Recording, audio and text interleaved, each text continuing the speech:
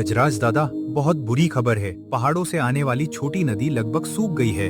अगर 2-3 दिन बारिश नहीं हुई तो पूरे जंगल में पानी की कमी हो जाएगी। अब हमें पानी बचाना होगा। कठिन समय आने वाला है। कालू अकेला बैठा हंस रहा है। वाह, अब किस्मत भी मेरा साथ दे रही है। सूखे के कारण सभी जानवर पानी के लिए लड़ेंगे और मैं इस लड़ाई का दोष भी शेरू और मोती पर डाल दूंगा। इस बार उनकी दोस्ती बच ही नहीं पाएगी। एक ओर जंगल पर सूखे का खतरा मंडरा रहा था, दूसरी ओर कालू की चालें और भी खतरनाक होती जा रही थी। लेकिन शेरू, मोती, चीकू और गजराज अभी भी सच्चाई की तलाश में थे। उन्हें नहीं पता था कि अगली सुबह उनकी जिंदगी पूरी तरह बदलने वाली है। अगली सुबह जंगल का नजारा बदला हुआ था। हरी भरी घास मुरझाने लगी थी। छोटी नदी का पानी पहले से बहुत कम हो गया था। तालाब का किनारा सूखने लगा था और प्यासे जानवर पानी की तलाश में इधर उधर भटक रहे थे। पूरे जंगल में चिंता का माहौल था।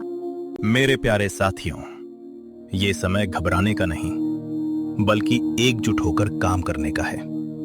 जब तक बारिश नहीं होती, हमें पानी बहुत सोच समझकर इस्तेमाल करना होगा। कोई भी जानवर अपनी जरूरत से ज्यादा पानी नहीं लेगा। क्या सभी मेरी बात मानेंगे? मैं और मोती पूरे जंगल में घूमकर यह सुनिश्चित करेंगे कि किसी को पानी की कमी न हो।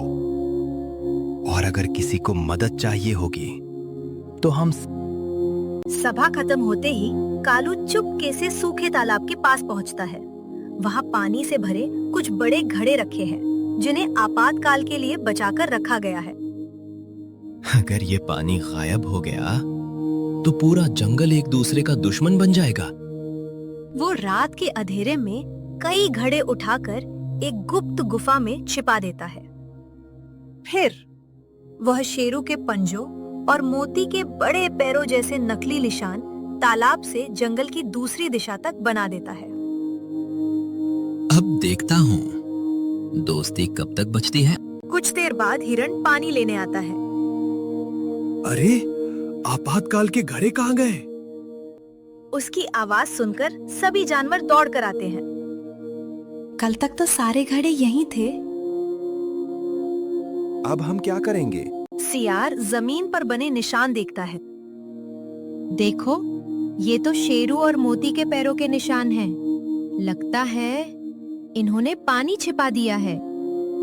अगर ऐसा है तो ये पूरे जंगल के साथ विश्वासघात है। शेरू और मोती वहाँ पहुँचते हैं। सभी जानवर उन्हें घेर लेते हैं। सच सच बताओ, पानी कहाँ छिपाया है? क्या? हमने कोई पानी नहीं लिया। तो फिर ये निशान कैसे बने? जिसने पहले चोरी की, उसी ने यह निशान भी बनाए हैं। कोई हमें बदनाम करना चाहता है। हर बार यही बात। अब कौन विश्वास करेगा? मैं विश्वास करता हूँ और मेरे पास इसका कारण भी है। कुछ दिन पहले मुझे ये जंगल में मिला था। किसी ने इसी से नकली पंजों के निशान बनाए हैं। इसका मतलब कोई हमें आपस में लड़ाना चाहता है। कालू आता है और मासूम बनने का नाटक करता है। अरे, एक लकड़ी का साँचा मिल जाने से कोई निर्दोष कैसे हो सकता है? ये साँचा तो किसी ने भी बनाया हो सकता है। हो सकता है ये भी शेरू और मोती की चाल हो। जब तक असली चोर नहीं मिलता, किसी पर भरोसा करना ठीक नहीं। बस, अब बहुत हो चुका। आज से हर रात जंगल में पहरा दिया जाएगा। 4 अलग अलग दिशाओं में निगरानी रखी जाएगी।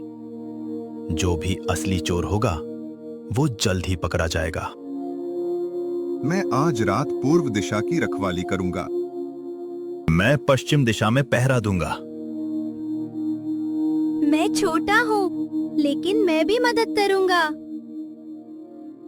हिम्मत शरीर से नहीं, दिल से होती है बेटा। रात गहराने लगी। चारों ओर सन्नाटा था। शेरू, मोती और बाकी जानवर अपनी अपनी जगह पहरा दे रहे थे।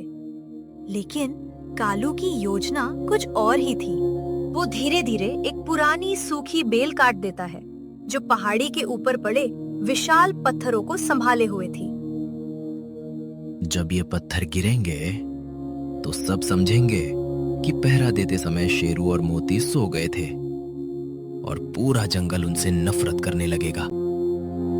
अचानक पहाड़ी से विशाल चट्टानें लुढ़कने लगती हैं, पेड़ टूटने लगते हैं, जंगल में अफरा तफरी मच जाती है। चट्टानें हमारी ओर आ रही हैं। बचाओ, बचाओ! सभी जानवर तुरंत सुरक्षित जगह की ओर भागो। छोटे बच्चों को पहले निकालो। शेरू और मोती अपनी जान की परवाह किए बिना जानवरों को बचाने के लिए दौड़ पड़ते हैं। नहीं पता था कि ये कोई प्राकृतिक हादसा नहीं, बल्कि कालू की अब तक की सबसे खतरनाक साजिश थी और इसी हादसे में दोस्ती की सबसे बड़ी परीक्षा शुरू होने वाली थी। पहाड़ी से गिरती विशाल चट्टानों ने पूरे जंगल में अफरा तफरी मचा दी। पेड़ टूटने लगे, धूल का गुबार आसमान में फैल गया और छोटे छोटे जानवर जान बचाने के लिए इधर उधर भागने लगे। लेकिन इस डर के माहौल में भी दो जानवर बिना अपनी जान की परवाह किए दूसरों की जान बचाने में लगे थे। वे थे शेरू और मोती। एक बड़ी चट्टान हिरण के दो बच्चों की ओर तेजी से लुढ़क रही है। माँ बचाओ, माँ बचाओ! कोई मेरे बच्चों को बचा लो। डरो मत, मैं आ रहा हूँ। वो दोनों बच्चों को अपने कंधों पर उठाकर सुरक्षित स्थान पर पहुंचा देता है। अगले ही पल वह विशाल चट्टान वहीं आकर गिरती है। शेरू, अगर तुम एक पल भी देर कर देते तो मेरे बच्चे। अब वे सुरक्षित हैं, यही सबसे बड़ी खुशी है। दूसरी ओर एक विशाल पेड़ टूटकर बंदरों के परिवार पर गिरने वाला है। बचाओ, बचाओ, हमें बचाओ, जल्दी करो, बचाओ! सब बाहर निकलो।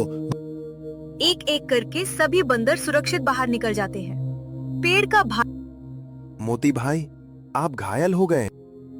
अगर तुम सब सुरक्षित हो तो ये चोट मेरे लिए कुछ भी नहीं। गजराज अपनी सूंड से रास्ते में गिरी बड़ी लकड़ियों को हटाने लगते हैं। सभी जानवर इस रास्ते से निकलो, घबराओ मत, एक दूसरे का साथ मत छोड़ना। गजराज के बताए रास्ते से सुरक्षित निकलने लगते हैं। दूर पहाड़ी की एक चट्टान के पीछे छिपा कालू ये सब देख रहा है। इतना बड़ा हादसा हो गया, अब जरूर कोई ना कोई इन्हें दोषी ठहराएगा। अगर जंगल में डर बढ़ेगा तो मेरा काम आसान हो जाएगा। सभी जानवर शेरू और मोती की तारीफ कर रहे हैं। आज हमारे बच्चों की जान शेरू ने बचाई है। मोती ने अपनी जान खतरे में डालकर हमें बचाया। नहीं, हर बार ये हीरो कैसे बन जाते हैं? गजराज पहाड़ी के पास टूटी हुई मोटी बेल देखते हैं। ये बेल अपने आप नहीं टूटी, इसे किसी ने तेज चीज से काटा है। इसका मतलब ये हादसा प्राकृतिक नहीं था, किसी ने जानबूझकर ये सब किया है। चीकू आसपास खोजबीन करता है। अचानक उसे झाड़ियों में काले रंग के कुछ बाल फंसे दिखाई देते हैं। ये बाल किसी भालू या शेर के नहीं हैं। ये तो भेड़िए के लग रहे हैं। अब मेरे पास दूसरा सुराग भी है, लेकिन मुझे अभी भी असली अपराधी को रंगे हाथों पकड़ना होगा। रात का समय कालू अपनी गुप्त गुफा में बैठा है।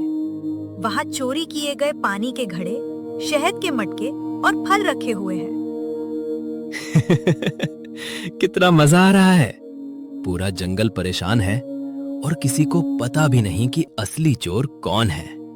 लेकिन अब मैं आखिरी वार करूंगा, ऐसा वार जिससे शेरू और मोती की दोस्ती हमेशा के लिए खत्म हो जाएगी। वह गुफा से एक पुराना जंगल का नक्शा निकालता है। इस नक्शे में एक गुप्त जल स्रोत का रास्ता है।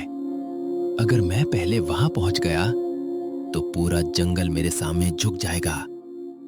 और अगर शेरू और मोती वहां पहुंचे तो मैं उन्हें हमेशा के लिए रास्ते से हटा दूंगा। एक और कालू अपनी सबसे बड़ी साजिश की तैयारी कर रहा था। दूसरी ओर चीकू और गजराज के हाथ ऐसे सुराग लगने लगे थे जो जल्द ही सच्चाई तक पहुंचा सकते थे।